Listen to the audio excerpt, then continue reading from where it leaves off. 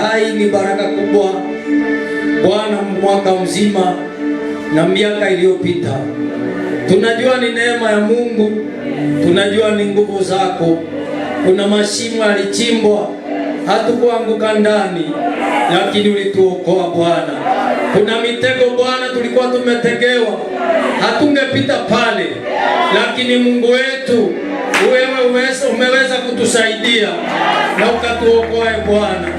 Mungu wetu na mfalme, maadui walijipanga watumalize, lakini wema wako ni wa ajabu. Umetuokoa na kutusaidia. Mungu wetu na mfalme, ndio unafanya tushangilie katika ushindi wako Bwana. Baba, tunakushukuru, maana sio ujuzi tulio na mwingi, sio nguvu tulizo na nyingi, lakini neema ya Bwana. Umetubeba Bwana wetu mpaka wakati huu. Twakutambua wewe, tunasema wewe ni Mungu. Twainua mikono yetu mbele zako Bwana na kusema wastahili, na kusema wewe ni mwaminifu, na kusema wewe ni mwema, na kusema wewe ni wa milele, na kusema Bwana utukuzwe milele hata milele, hata milele, hata milele. Mtakatifu wa Israeli, tunakuabudu Bwana, maana usiizii wala hulali. Mkono wako ni hodari na una uwezo mkubwa. Asante mfalme, twaenda kuvuka mwaka tukiwa na matarajio makubwa, tukijua Baba wetu mwaka uliopita Bwana, ama mwaka huu Mungu, kama vile umekuwa pamoja nasi mwaka 2025, wakati tumekuja kanisani Bwana wa uzima, tunaenda Bwana kuishi maisha Bwana ya baraka, ya neema na kibali. Milango unaenda kuifungua, mambo makubwa yanaenda kutendeka katika jina la Bwana Yesu. Tunapoenda kuvuka mwaka Bwana, hatutavuka na shida za 2024, hatutavuka na challenges za 2024, hatutavuka na magonjwa ya 2024. Tunaenda kuvuka Bwana na mwaka mpya tukiwa na mambo mapya katika jina la Yesu, tukitembea Bwana chini ya mbingu zilizofunguliwa, maana una mipango myema juu ya kila mmoja wetu Bwana. Baba, tunaenda kutangazia kila mmoja wetu aliye mahali hapa Bwana na watu wa Mungu kwamba it is well in the name of Jesus. Kama vile Bwana uliangalia wana wa Israeli wakati walikuwa wanavuka Bwana, walikuwa wanavuka Red Sea, ukawa walikuwa nalia kwa sababu ya shida za Misri, kwa sababu ya maadui waliokuwa wamemfuata. Ukamwambia Musa, waambie watu wako Bwana kwamba majeshi ambao walikuwa wanawafuata hawataona tena. Tunaamini Baba wetu, yale mashida, zile challenges hazitapatikana tena katika jina la Yesu. Mashetani na mapepo wa 2024 tunawatangazia wameshindwa katika jina la Yesu. Tunawatangazia wameshindwa, wameshindwa kwa damu ya Yesu, kwa damu ya Yesu.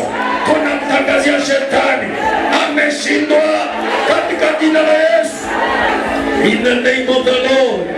Na Mungu wetu, wewe ni Mungu wetu, uko upande wetu, uko pamoja nasi. Glory to God. Twakupa sifa zote Bwana Mungu wetu. Ninapoandaa watu wako kuvuka mwaka Mungu, twajua tu sio kushangilia, lakini katika ulimwengu wa roho kuna ngome zitaanguka Bwana, kwa jina la Yesu. Kuna milima itaondoka, kuna malango yataondoka, na watu wa Mungu wetu tutapita kwa ushindi mkubwa. Mungu wetu, akina Jehoshafati walishangilia Bwana mabwana, na majeshi ya nchi tatu yakapigwa na Mungu. Wewe ni mwema, unaenda kutupigania na kutusaidia. Mahali kulikuwa na udhaifu Bwana, tunapata nguvu, tunajazwa na Roho Mtakatifu, tunaenda kuinuliwa kiwango kipya. Pembe zetu Bwana vichwa vyetu Mungu zinapakwa mafuta mapya katika jina la Yesu, na pembe zetu zinainuka kiwango kipya. Tutakuwa hodari na wenye nguvu katika jina la Yesu, maana ufalme wako utakuwa na nguvu. Bwana, tupake upako mpya, tuinue kiwango kingine, tupe maono mapya, tuonekanie Bwana. Fungua macho yetu ya rohoni katika jina la Yesu. Tuatubu dhambi zote na maovu yote kwa jina la Yesu. Mungu wetu, tukumbuke Bwana. Naombea kila mmoja aliye mahali hapa hata baki vile alivyokuwa. Utukuzwe Bwana. Glory to God. Hallelujah.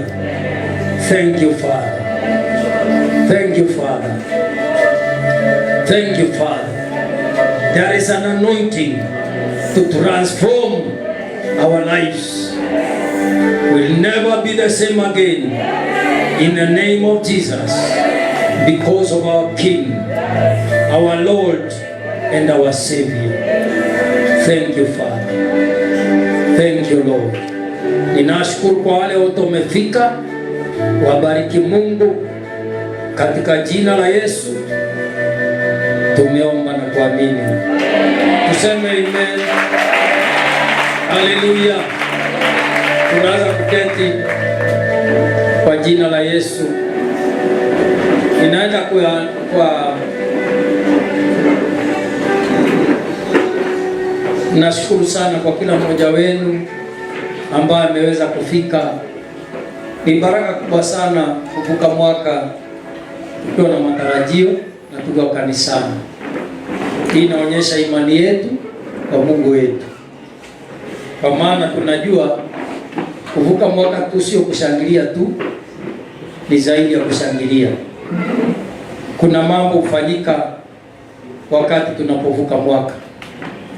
Bwana Yesu asifiwe. Amen. So namshukuru kila mmoja wenu kwa kuweza kufika. Mungu awabariki.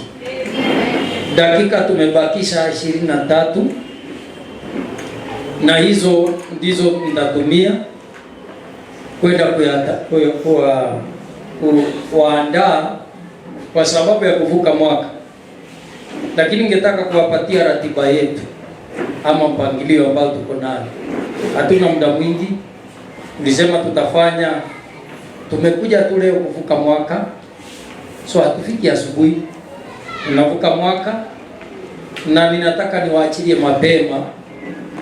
Kwa hivyo tutavuka mwaka tu. Baada ya kuvuka mwaka ni maombi, tutaomba tu kwa ufupi.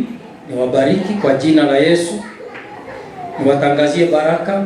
Baada ya hiyo tutasema kwamba tumevuka mwaka vizuri. Bwana Yesu asifiwe. So nitapeana neno kwa ufupi tu kwa dakika zile tumebaki nazo, kutuandaa, kutuonyesha nini tunafanya. Baada ya hiyo tutaenda kushangilia, na kushangilia kwetu hakutakuwa ile kushangilia ingine ile inashangiliwa. Tutashangilia haleluya na kusema asante Bwana. Tutashout shouts of joy mbele za Bwana, na tukiamini kwamba kule kushangilia, tunaposhangilia, kama kuna jambo, kuna vizuizi vilikuwa vinakufungia, zinaenda kuanguka, maana unashangilia Mungu, natambua Mungu kwa jina la Yesu. Tunaenda kuweka imani yetu kwa Mungu aliye hai. Mambo ambayo ungeweza kuyafikia, tunajua itawezekana kwa jina la Yesu, kwa maana sisi tunamwamini Bwana. Amen. Na baada ya hiyo nitawapatia ujumbe wa mwaka huu, ama tunaita nini? Dhimu ya mwaka huu vile iko, tutajua ni mwaka wa nini kulingana na Bwana ama kile Mungu amepeana. Na baada ya hiyo tutaomba. So ningesema hivi, baada ya kushangilia, wale wote wanataka kuombewa, wale wote wanataka kufanya kauli mpya, utakimbia hapa mbele, tuanze mwaka na njia mpya. Kama hujaokoka, itakuwa nafasi yako mwaka ukiwa mpya kabisa, ukimbia hapa kumpokea Yesu, kutembea na Mungu katika maisha yako kwa jina la Yesu. Kama ulikuwa umerudi nyuma, kuna jambo ulikuwa unasikia kwamba hii ninaachana nayo kuanzia leo, tunaenda kupata hiyo mwamko mpya kwa jina la Yesu.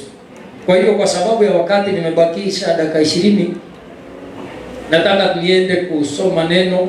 Wakati nilikuwa naomba na kuombea mwaka huu, ama tukiomba kwa sababu ya mwaka ambao unakuja, kuna neno Roho wa Mungu aliweka ndani ya moyo wangu, na ninaamini hayo ndiyo makusudi ya Mungu kwa jina la Yesu. Na neno ambalo nisikia Mungu ameweka katika moyo wangu, alidrop katika moyo wangu wakati nilikuwa naomba, ni kufanya maamuzi mapya katika mwaka 2024. Maana nilikuwa nasikia Mungu ameniweka moyo ama jambo hili, maamuzi yetu ndiyo yanadetermine matokeo ya maisha yetu. Maisha, things don't just happen. Mambo haifanyiki tu hivyo, hata baraka tu haikuji hivyo, hata mambo huwa hayafanyiki tu hivyo.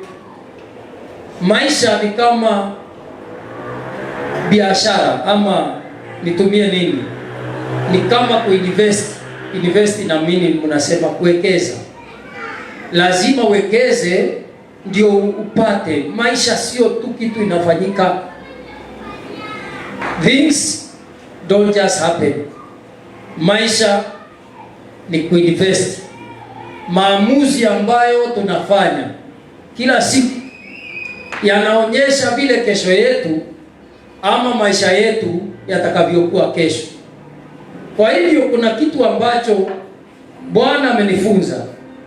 Ni vizuri kuishi maisha yako, ni vizuri kuishi maisha yangu wisely. Usifanye tu hivyo, usifanye tu vitu, usiwaze tu mawazo, usiseme tu maneno, maana mambo haya yote ndio maisha yetu. Hakuna vitu ufanyika tu ni bahati mbaya ama bahati mzuri. Kile kiko, kila mmoja wetu, you are responsible for your own life. Kila mmoja wetu unajukumika, na tunaweza kutembea na Mungu na njia kubwa. So ninataka uweza kuwasomea tu maandiko kidogo kwa ufupi. Najua hiyo muda ni kidogo tu, lakini twende katika kitabu cha Luka 15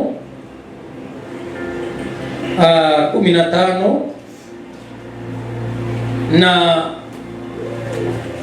nitasoma kwa haraka maana najua muda ni mdogo sana. 15 mstari wa 11, Yesu alikuwa anapeana mfano hapa, na tunaelewa huo mfano ni wa mwana mpotevu.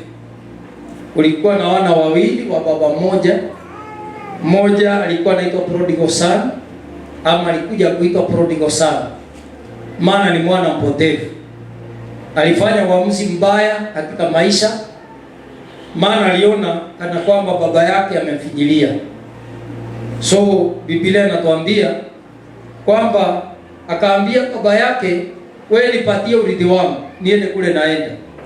So ninaamini huyu mwana alikuwa na attitude mbaya kuhusu baba yake, maana naona baba yake ni kama amemgandamiza, anaona kama ameonewa.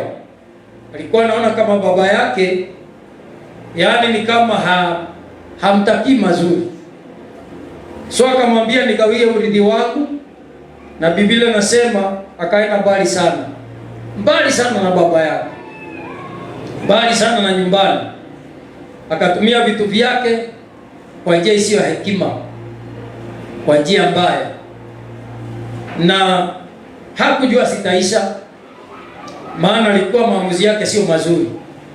Baada ya hayo, neno la Mungu linasema akaja vitu vikaisha. Baada ya kuisha, neno la Mungu linatuambia akawa maskini sana, hata chakula kupata ilikuwa ni shida, ilikuwa ni shida. Na akawa maana sasa alikosana baba yake, hafikiri kama baba yake anaweza kumchukua tena. Akaajiriwa mahali kwa famu ya nguruwe. Huyo mtu alikuwa ameinvest kwa mambo ya nguruwe, kufuga nguruwe, alikuwa na nguruwe wengi. So akaenda pale ndio at least apate kibarua. Akauliza kama anaweza kupata nafasi tu kidogo ndio akaweze kupata riziki ya kila siku. Na akiwa pale akawa hashibi chakula. Ametoka kwa utajiri, lakini kwa sababu ya maamuzi mabaya sasa ako mahali ambapo hawezi kula vizuri. Na wakati mwingine angejificha maana hajashiba ile chakula, maana naamini yule tajiri hakuwa mtu mzuri. Chakula alikuwa anapatiwa kidogo. Kwa hiyo alikuwa anaenda mpaka chakula ya nguruwe anachukua na kula akiwa pale pembeni. Naamini alikuwa na machozi mengi akiwa pale. Naamini alikuwa anajiuliza nilirogwa na nani. Naamini akiwa pale angekumbuka baba yake, lakini anaona baba yake hawezi mkubali. Na Biblia inasema kwamba siku moja akiwa mahali pale, akiwa na maskini sana, mawazo ikamjia. Biblia inasema when he came to himself, wakati alipojirudia katika moyo wake, maana alijua haya ni maamuzi yangu, maana hakuna kitu tu huwa inafanyika. Akasema hapana, kuna kitu nitafanya. Nitafanya maamuzi ambayo nitaenda kwa baba yangu, na akapanga katika moyo wake, nitaenda nimwambie nimekosea mbinguni na duniani. Nitaenda kunyenyekea mbele za baba yangu, na nitamwambia nihurumie, na asifanye tu asinite mwanae tena, lakini wewe mfanyikazi anipatie tu kibarua kwake. Na Biblia inasema akaacha kazi ya kulisha nguruwe, na akiwa mbali hiyo unaweza kwenda kuisoma nyumbani, Luka 15. Tumeanza mstari wa 11. Nimefanya hivyo kwa ajili ya taini. Akiwa mbali, akiwa ameishiwa na nguo, hana viatu kwa sababu ya maamuzi alifanya, baba yake akamwona. Kile ambacho hakufikiria kikafanyika. Baba yake alikuwa na kazi ndefu. Alipomwona akiwa mbali, kwa sababu ya upendo wa baba yake, akakunja ile kanzu yake baba yake, akakimbia kumlaki mwanae. Akaenda akamembrace mwanae, akaanza kutoa machozi na akamwambia maneno haya: baba, nimekosa mbinguni na duniani. Mimi sifai hata uniite siku moja mwanawa. Naomba tu unifanye mmoja wa wafanyikazi wako. Baba yake naamini machozi yalitoka, akamkumbatia, akamwambia wewe ni mwanangu. Na neno la Mungu linasema ukawa na furaha kubwa. Akasema tolewe yale mavazi yalikuwa na uchafu, viatu ambavyo vilikuwa vimeraruka, akavalishwa mpaka pete, mavazi mema mazuri, na wakaanza kushangilia. Na akasema kuchinjwe. Kukawa na furaha kubwa, kwa maana mtoto wake aliamua ndio uamuzi mbaya, lakini sasa amefanya uamuzi ulio bora. Nataka kusema kwa kila mmoja wetu, maamuzi yetu ambayo tutafanya 2025 ni ya muhimu sana kwa maisha yetu. Bwana Yesu asifiwe. Tunafaa kufanya maamuzi tukiwa na wisdom na hekima. Tunafanya kufanya maamuzi yaliyo bora mwaka 2025. Kama kuna mahali mfanya mistakes, Kama kuna mahali ulikosea 2024, Mungu ametupatia nafasi nyingine. Huwa nashukuru Mungu wakati unavuka mwaka, ni kama Mungu ametupatia kitabu kingine kipya. Kile ya zamani ametuambia umeharibu sana, andika kingine, a new slate, andika tena. Hata kana kwamba ulikuwa umeandika vibaya, sasa usikubali tena kuandika vibaya. Mungu ametupatia nafasi nyingine ambayo tunaenda kuifanya tunapoingia mwaka 2025 kwa jina la Bwana Yesu. Bwana Yesu asifiwe. Jambo mambo kadhaa ambayo tunayaona pale kwa muda kidogo tu, tumebaki dakika 9. Jambo la kwanza, tunaona wema wa Mungu. God is good. Tunaona moyo wa Mungu tunapofundishwa na Bwana Yesu kwamba Mungu wetu ni mwema sana. Mungu kwa kila mmoja wetu anatuwazia mawazo mazuri. Mungu hakuna wakati anakufikiria ukiwa mgonjwa, wakati ukiwa na shida. God has good plans for us. Mungu ana mipango mizuri. Hiyo ndio mpango wa Mungu kwa maisha yetu. Nakumbuka wakati mmoja nilikuwa na shida sana. Naamini tulikuwa tunakaa pale face karibu na ile Anglican ama Catholic ambayo iko pale face 2. Ni face 2 ama ni 3? Face 2. Tukiwa pale tulikuwa na shida nyingi sana. Tulikuwa tunamwamini Mungu. Usiku mmoja, asubuhi moja, nikatembelewa na Bwana. Nikaona malaika wa Bwana. Sielewi vile kulikuwa. Ilikuwa ni aina ya maono. Sikuwa nimelala. Nikamwona. Wakati alipokuja, kuna maneno aliniambia kuhusu mpango wa Mungu kwa maisha yangu.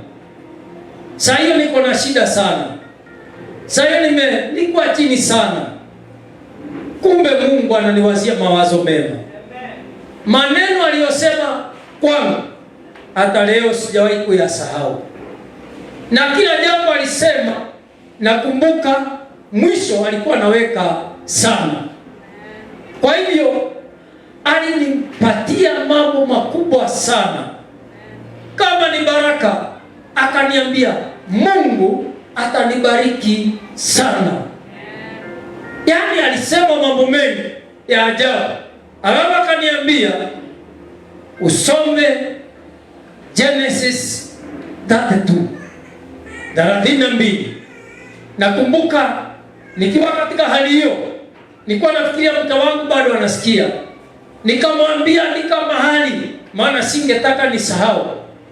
Genesis 32 ni mahali ambapo Yakobo alikutana na malaika wa Bwana, na hiyo ikabadilisha hatima yake. Alikuwa mtu aliyekuwa ameonewa sana, lakini Bible inasema kadira kile kijito kilikuwa kidogo ama ule mto, akabaki hapo peke yake. Lazima angefanya uamuzi alone with God.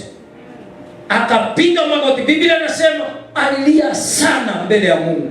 Akaangalia maisha yake yamejaa mateso. Alijua ni Mungu peke yake anaweza kumbadilisha. Na katika hali ile malaika wa Bwana akamtokea. Maana Mungu anavutiwa na mioyo yetu. Uamuzi wako unaweza kufanya Mungu aingilie maisha yako. Hatufai tu tuishi hivyo. Lazima tuamue. Lazima tuwe na malengo. Lazima tutamani kubadilika. Lazima tutamani tumuone Mungu kuliko mbeleni. Mungu anakutana shauku la mioyo yetu. Ndio sababu lazima tuwe na maono. Hata wakati unapofika 2025, ona kitu, kiombee. Omba kwa sababu ya maisha yako. Kuwa na mzigo kwa sababu ya your life. This is your life. Maana maisha haya lazima tuwe na mzigo. Yakobo akalia sana. Biblia inasema akatokea na malaika. Wakati alipoona ile chance, akamshika malaika, akamwambia sikuachi mpaka unibariki. Akang'ang'ana. Biblia inasema na malaika mpaka asubuhi. Neno la Mungu linasema sio kwamba angemshinda nguvu, lakini naamini God test our hearts. Mungu anajaribu mioyo yetu. Ni nini hiyo ambayo unahitaji? Mabadiliko hayo unahitaji kiwango gani? Lazima tuwe na mzigo tunapoingia 2025. Tujiombe, tuwe watu wa maombi, tuwe watu wa neno la Bwana, tu invest in our lives ili kwamba tupate kuishi maisha ambayo yana mwelekeo. Na neno la Mungu linasema asubuhi malaika huyo akamuuliza, unaitwa nani? Akamwambia, naitwa Yakobo. Kwa njia nyingine ni mkamata kisigino, yani ni kama wale ambao ni kama hana baraka. Kwa njia nyingine kama alipokonya ndugu yake, yani anaishi maisha kungangana. Akaambiwa hivi, maana umengangana sana, umepigana na wanadamu na ngangana na watu, umeshinda. Sasa umengangana na Mungu, hutaitwa tena Jacob, utaitwa Israeli. Haleluya! Mpaka leo hata kama hujui Jacob, unaweza jua Israeli, kwa sababu bado Israeli wako. Unapowasikia ni kwa sababu ya baraka za babu zako ambaye alifanya uamuzi siku moja. Bwana Yesu asifiwe. Kwa hivyo lazima tujue kwamba hawezi kufaulu bila Mungu. Wakati unapoenda kufanya uamuzi 2025, kwa dakika zile zimebaki 3 sasa, tunajiandaa. Bwana asifiwe. 3 minutes we praise and worship. Kujeni hapa, ningetaka kusema hivi, amua kutembea na Mungu mwaka wa 2025. Without him we can do nothing. Bwana Yesu asifiwe. Amua kutumikia Mungu kuliko mbeleni. Amua kujipeana kwa Mungu kuliko mbeleni. Amua kuwa mwaminifu kwa Mungu kuliko mbeleni. Amua kutembea na Mungu. Hawezi kujibadilisha. Siwezi jibadilisha, lakini kuna Mungu tunaweza mtegemea abadilisha hatima yetu, na tunaenda kumwamini katika jina la Bwana Yesu. Tunaenda kumwambia Bwana asante. Tunaenda kumwambia Bwana asante. Tunaenda kumwambia Bwana, maisha yangu naachilia kwako, nijaze upya, nipe neema, niokoe, ninue, nifungue. Kuna maamuzi utafanya. Utasema sitafungiwa tena kwa jina la Yesu. Tusimame, tuna dakika 2 katika jina la Bwana Yesu. Ningependa dakika hiyo moja imebaki, mwambie Mungu asante kwa jina la Bwana Yesu. Nikianza kusema happy new year, ujue wakati umefika. Sasa ndio wakati utashukuru Mungu kwa sababu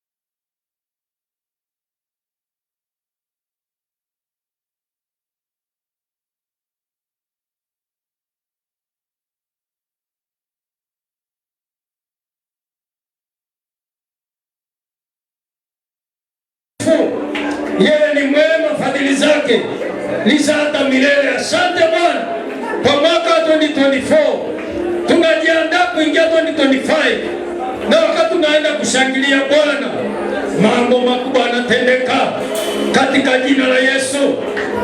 Asante Bwana kwa kutupatia nafasi hiyo. Uinuliwe Yesu, utukuzwe Bwana katika jina la Yesu. Karabosa. In the name of the Lord. Yes, Lord. Happy New Year.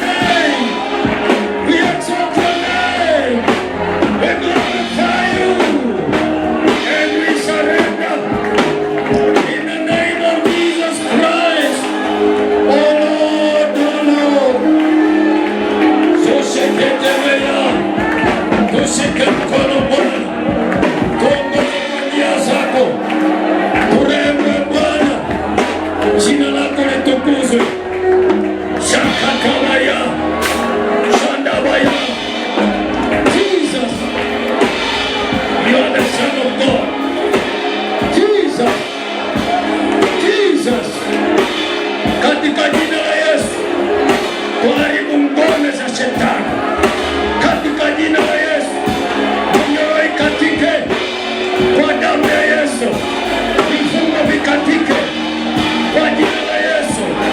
Ujazwe Roho Mtakatifu, ujazwe na uwepo wa Mungu, ujazwe nguvu za Mungu, ukaishi maisha mapya kwa jina la Yesu, ukatumikia Mungu na njia kubwa. Karibu Yesu, karibu Yesu, karibu Yesu, wewe ni mwana wa Mungu. Karibu Yesu, utawale